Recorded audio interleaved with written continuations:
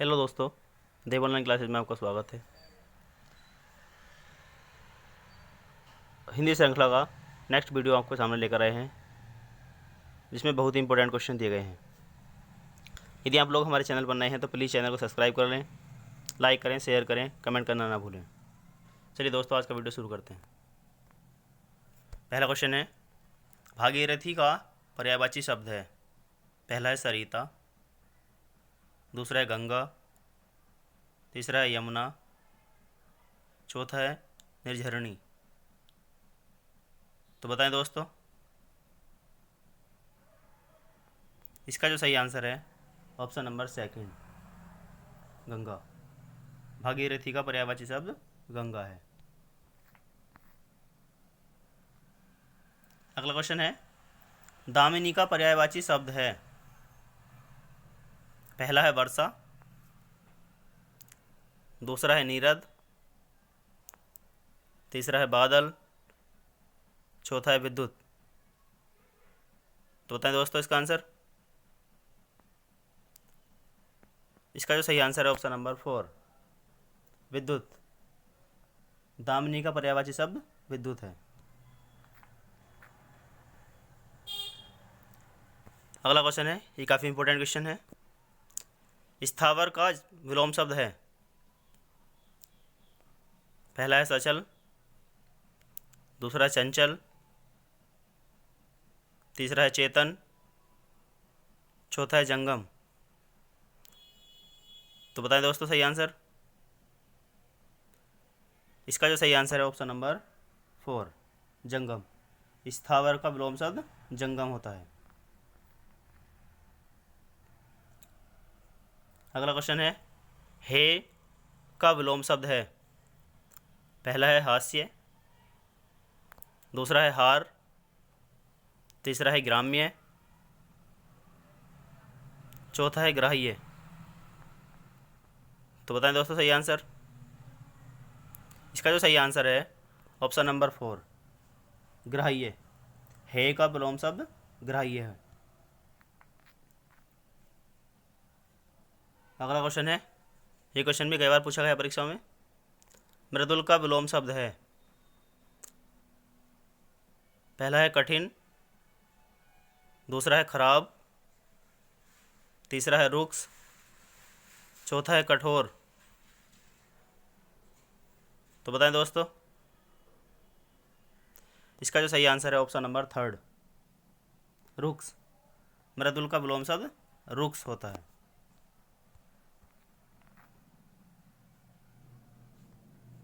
अगला क्वेश्चन है, चिरंतन का विलोम शब्द है। पहला है अलौकिक, दूसरा है लौकिक, तीसरा है नश्वर, चौथा है नैसर्गिक। तो बताएं दोस्तों सही आंसर। इसका जो सही आंसर है ऑप्शन नंबर 3, नश्वर। चिरंतन का विलोम शब्द नश्वर होता है। अगला क्वेश्चन है, उपमान का विलोम शब्द है। पहला है अन्वय, दूसरा है व्यतिरेक, तीसरा है अतुल, चौथा है उपमेय। तो बताएं दोस्तों इसका सही आंसर। इसका जो सही आंसर है ऑप्शन नंबर 4, उपमान का विलोम शब्द उपमेय होता है।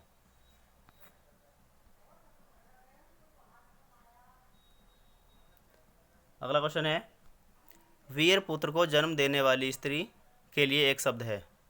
पहला है वसुंधरा, दूसरा है माता, तीसरा है जननी, चौथा है वीर प्रसू। तो बताएं दोस्तों सही आंसर। इसका जो सही आंसर है ऑप्शन नंबर 4, वीर प्रसू। वीर पुत्र को जन्म देने वाली स्त्री को वीर प्रसू कहते हैं। अगला क्वेश्चन है, जिसे कठिनाई से जीता जा सके के लिए एक शब्द है। पहला है विजित, दूसरा है अज्ञेय, तीसरा है अजय, चौथा है दुर्जे। तो बताएं दोस्तों सही आंसर इसका। इसका जो सही आंसर होगा ऑप्शन नंबर 4, दुर्जे। जिसे कठिनाई से जीता जा सके उसे दुर्जे कहते हैं।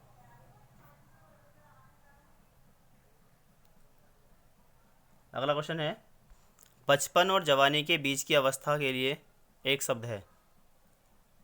पहला है नवयुवा, दूसरा है नवोढ़ा, तीसरा है वयःसंधि, चौथा है वयस्कता। तो बताएं दोस्तों सही आंसर।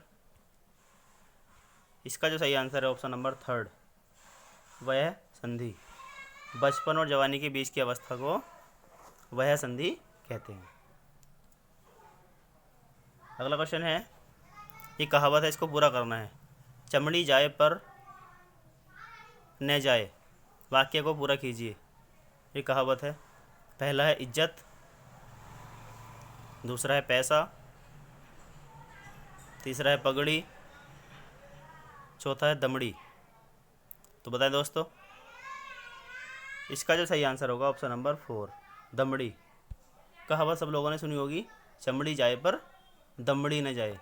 जो कंजूस लोग होते हैं उनके लिए कहा जाता है ऐसा।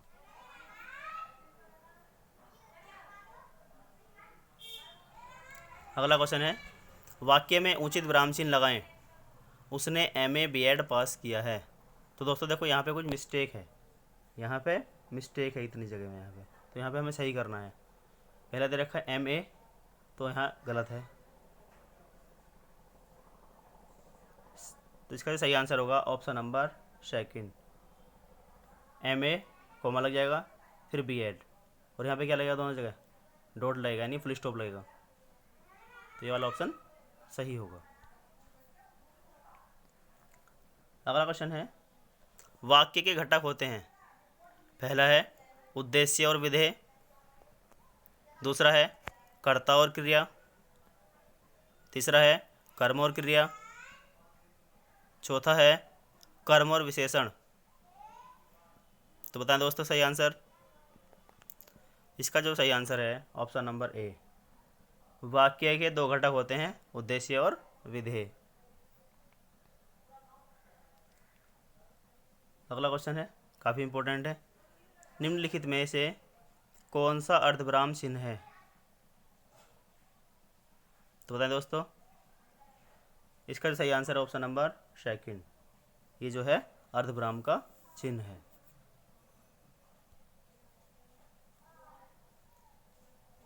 अगला क्वेश्चन है, निम्नलिखित में से वाक्य के शुद्ध रूप का चयन कीजिए। पहला है फल बच्चे को काट कर खिलाओ, ये भी गलत है, बच्चे को काट कर नहीं खिलाना है, फल को काटना है। दूसरा है बच्चे को काट कर फल खिलाओ, ये भी गलत है। तीसरा है बच्चे को फल काट कर खिलाओ, चौथा है काट कर फल बच्चे को खिलाओ। तो बताएं दोस्तों सही आंसर इसका। इसका जो सही आंसर होगा ऑप्शन नंबर 3, बच्चे को फल काट कर खिलाओ। अगला क्वेश्चन है, कौन सा वाक्य शुद्ध है।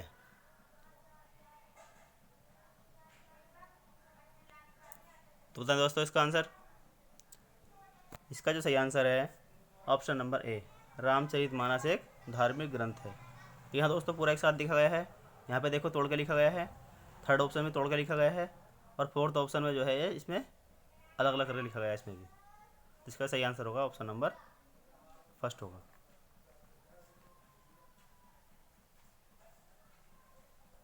अगला क्वेश्चन है, शैतान की आंत का अर्थ है। काफ़ी इंपॉर्टेंट है। पहला है अत्यंत धूर्त व्यक्ति, दूसरा है अत्यंत नगण्य वस्तु,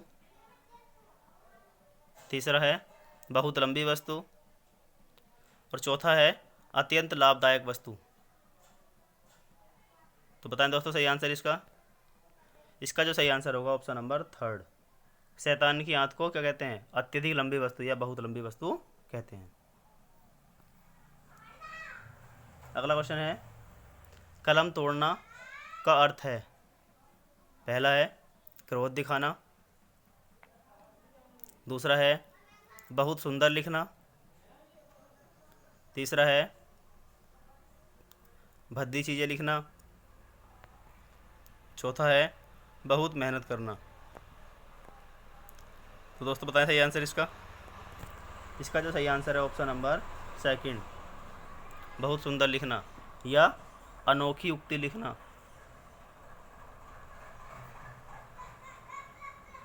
अगला क्वेश्चन है सफ़ेद झूठ का अर्थ है। पहला है सच होना, दूसरा है पूर्णतः असत्य, तीसरा है अभिमान, चौथा है शिष्ट। तो बताएं दोस्तों सही आंसर क्या है इसका। इसका जो सही आंसर है ऑप्शन नंबर सेकंड, सफ़ेद झूठ का अर्थ होता है पूर्णतः असत्य। अगला क्वेश्चन है थाली का बैंगन से क्या अभिप्राय है। काफ़ी इंपॉर्टेंट है ये भी। पहला है सिद्धांतहीन व्यक्ति, दूसरा है गोल मटोल, तीसरा है अधिक चिकना, चौथा है चौड़ा होना। तो बताएं दोस्तों सही आंसर इसका। इसका सही आंसर होगा ऑप्शन नंबर फर्स्ट, थाली का बैंगन का मतलब होता है सिद्धांतहीन व्यक्ति, जिसका कोई सिद्धांत ना हो। ये भी एक कहावत है। नेक्स्ट क्वेश्चन है कि अंधे को हरा ही हरा नज़र आता है। पहला है बचपन, दूसरा है सावन, तीसरा है बात, चौथा है आँख। तो बता दोस्तों सही आंसर इसका। इसका सही आंसर होगा ऑप्शन नंबर सेकंड, श्रावण के अंधे को हरा ही हरा नज़र आता है।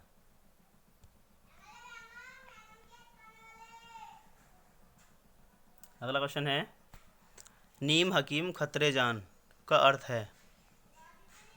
पहला है डींग हाँकना, दूसरा है बीमारी का गलत इलाज होना, तीसरा है खतरनाक चीज़ें, और चौथा है अल्प विद्या भयंकर। तो बताए दोस्तों सही आंसर इसका।